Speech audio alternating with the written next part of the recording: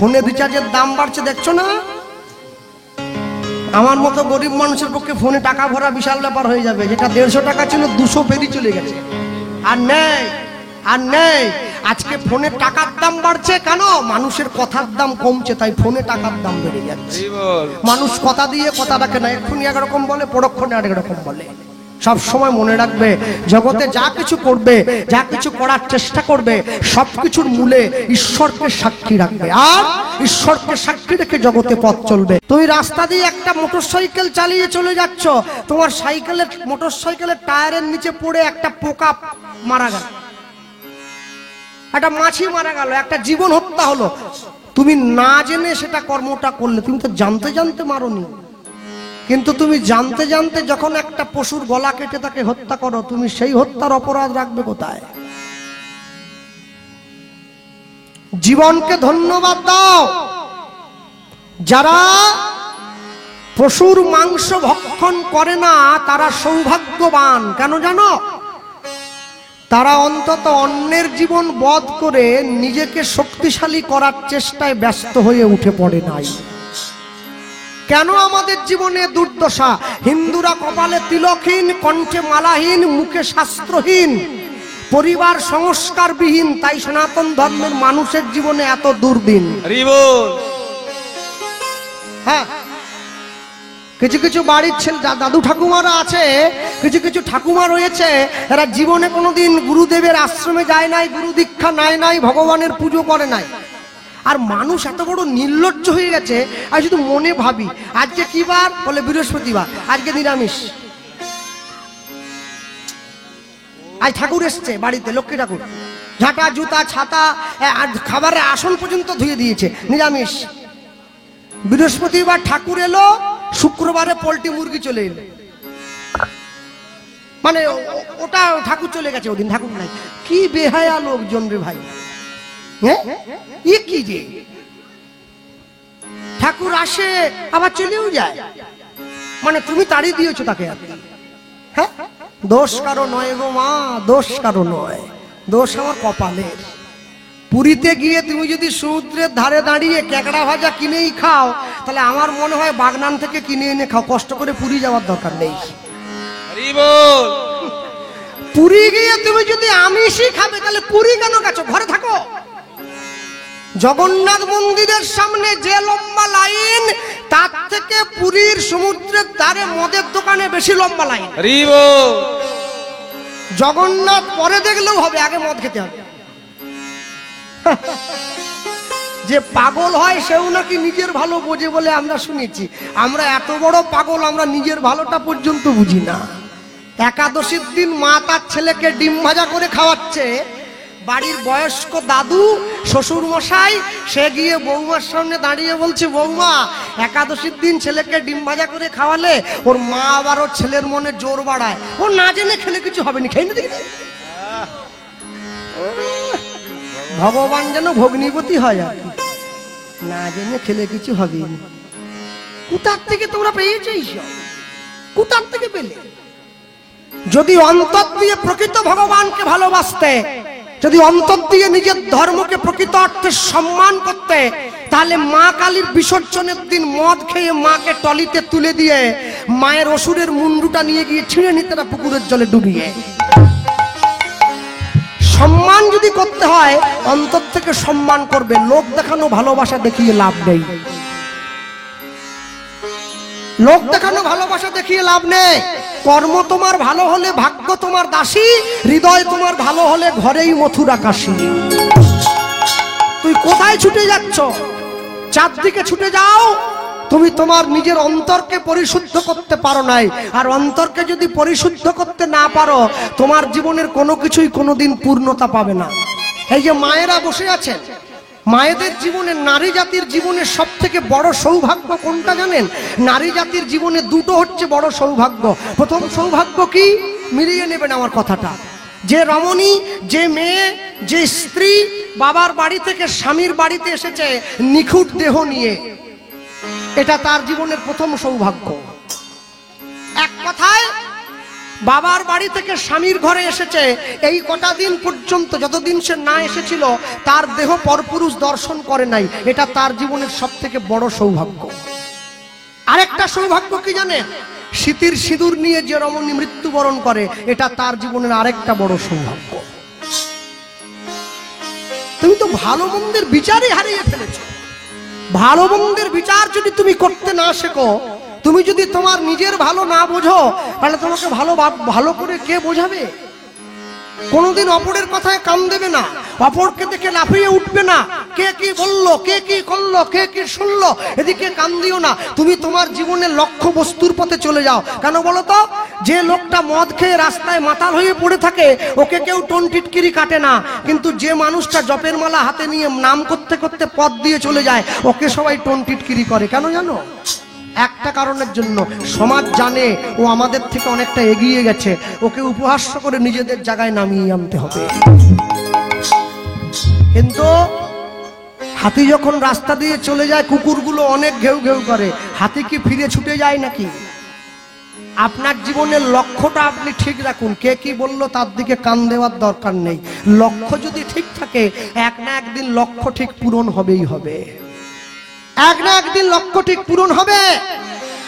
ছেলের হাত ধরে বাবা নিয়ে যাচ্ছে, রাস্তা দিয়ে যাওয়ার সময় একটা লোক মরে গেছে, চারজনে কাঁধে নিয়ে যাচ্ছে, আর নিচের লোকগুলো বলছে বলো হরি হরি বল, বলো হরি হরি বল। ছেলে তার বাবাকে বলছে, বাবা ওরা কোথায় যাচ্ছে?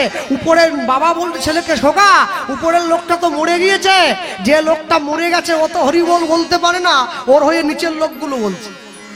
বাবা তখন, ছেলে তখন বলছে, বাবা ও বলতে পারে না কেন? বাবা বোঝাচ্ছে, মানুষ যদি একবার মরে যায় সে কি আর কথা বলতে পারে? তখন ছেলে বুদ্ধি করে বাবাকে প্রশ্ন করছে, বাবা তাহলে যে লোকটা জীবনে বেঁচে থেকে হরিবল না বলে, সে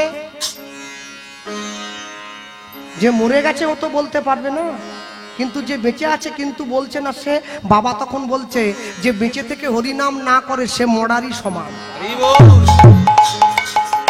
না না, হাসি তো এইবার পাবে। যেই বাবা এ কথা বলেছে, ছেলে সঙ্গে সঙ্গে বাপের হাতটা ছেড়ে দিল। এই হাত কাছে গাড়ি।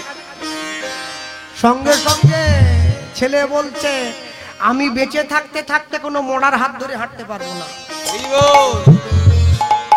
বলে কেন? বলো বাবা তুমি তো নিজেই জীবনে কোনোদিন হরিনাম বলো না, তুমি তো বললে বেঁচে থেকে যে হরিনাম বলে না ও মরার সমান, আমি মরার হাত ধরে হাঁটবো? ছেড়ে দিই।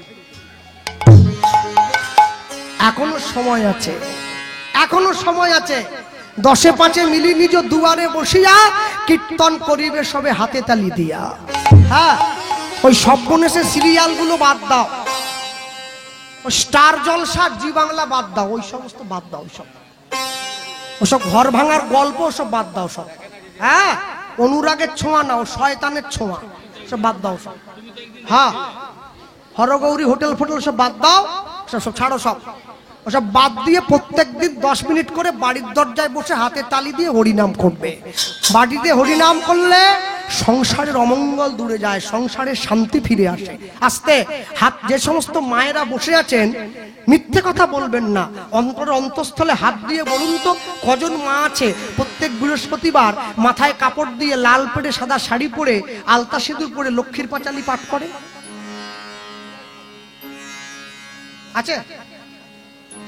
ওই একজন বেরিয়ে, দূরবীন দিয়ে খুঁজতে হচ্ছে, দূরবীন দিয়ে খুঁজতে হবে।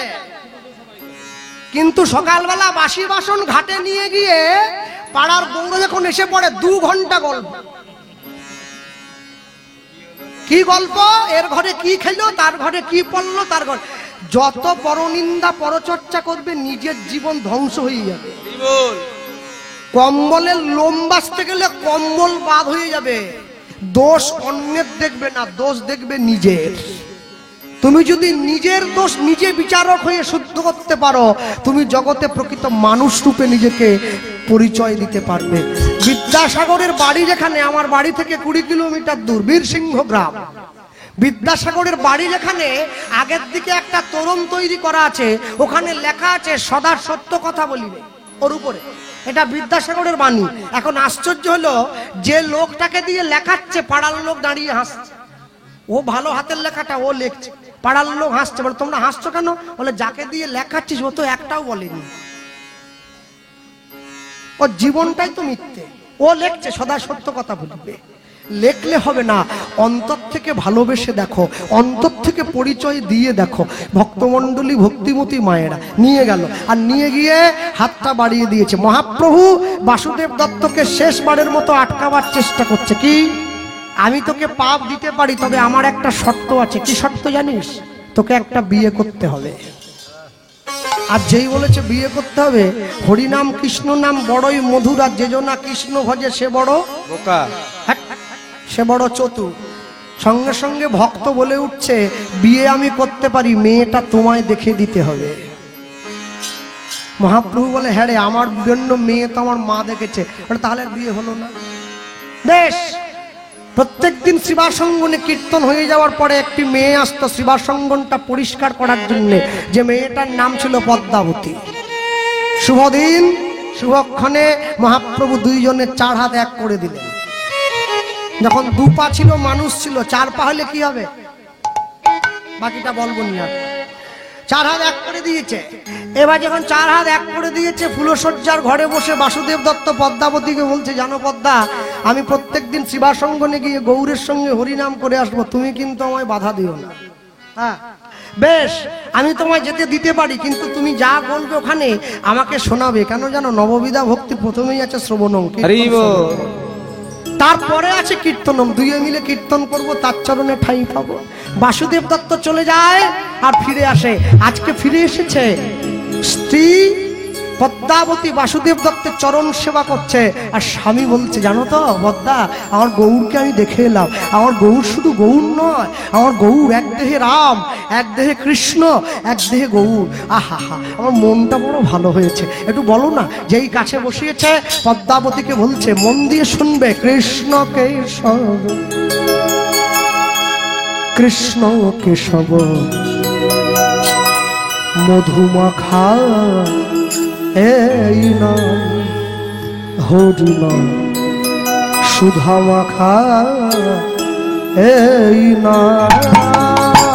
কৃষ্ণ কেশব ধরি হৃদয় গৌর হরি, কৃষ্ণ কেশব মধুমাখা এই নাম, হরি নাম সুধা মাখা এই নাম। কৃষ্ণ কেশব, কৃষ্ণ কেশব মধুমাখা এই নাম, হরি নাম সুধা মাখা এই নাম। কৃষ্ণ কেশব তাই কৃষ্ণ কেশব মধুমাখা এই নাম, হরি নাম সুধা মাখা এই নাম।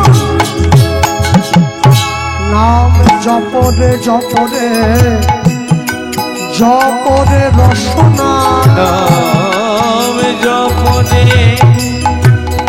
জপরে জপরে রসনা, নাম জপরে জপরে জপরে রসনায়, এই নাম জপরে জপরে জপরে রসনা, মধুমাখা এই নাম, হরি নাম সুধা মাখা এই নাম। তাই কৃষ্ণ কেশব কৃষ্ণ কেশব মধুমাখা এই নাম, হরি নাম সুধা মাখা এই নাম।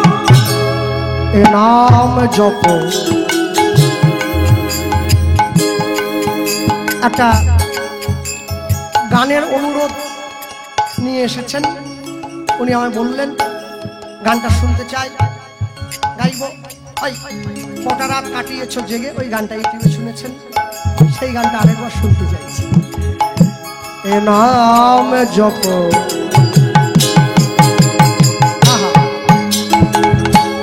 ভোলো আপনারে দূরে যাবে জ্বালা প্রেম পারাবার না আবে জপ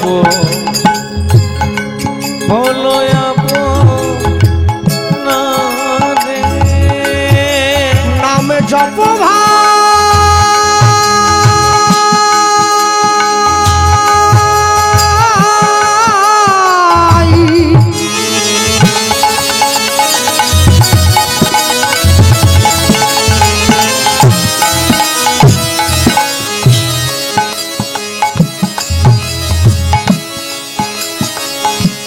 নাম জপ ভাই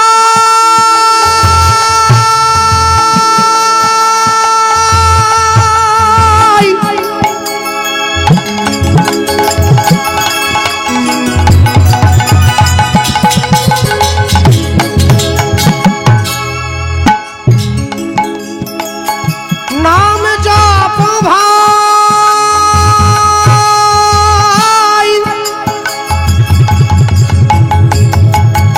জপ ভাই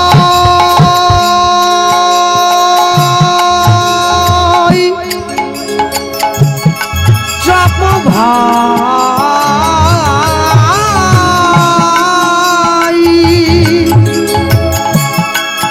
নাম জপ ভাই জপ ভাই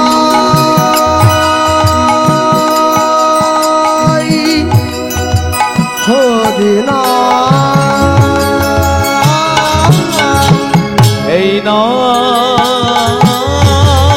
জপ বলো আপনারে দূরে যাবে জ্বালা প্রেম